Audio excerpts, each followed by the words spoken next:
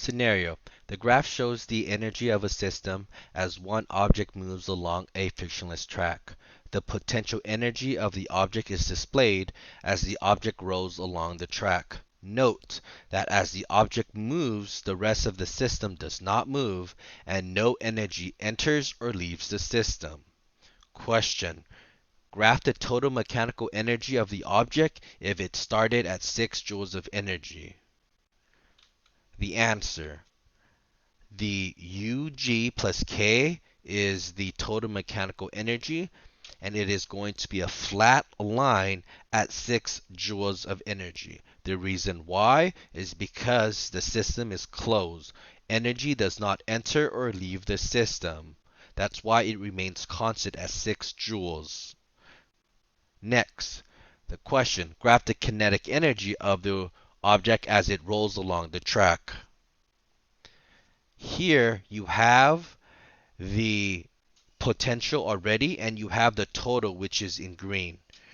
The answer for this one, I'm going to define red as the kinetic energy. So for this one, it would be 4 joules for the kinetic energy, because 4 joules plus 2 joules will equal the 6 joules of energy. Next, the next part, it goes from 2 to 5.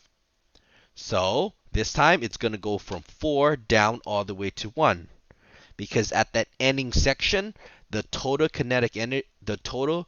mechanical energy of the system has to be equal to 6 joules. So the ending gravitational potential was 5 joules, which is in blue. So the new ending kinetic should be 1, so it equals to 6. It remains flat.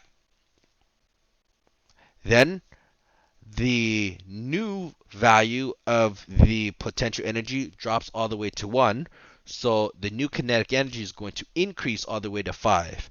Notice, whatever change is happening to the potential is replicated by what is happening to the kinetic. Whatever energy is transferred out of potential, it goes into kinetic. That's how you get that flat line of total mechanical energy being flat of 6 joules in this scenario. There you go.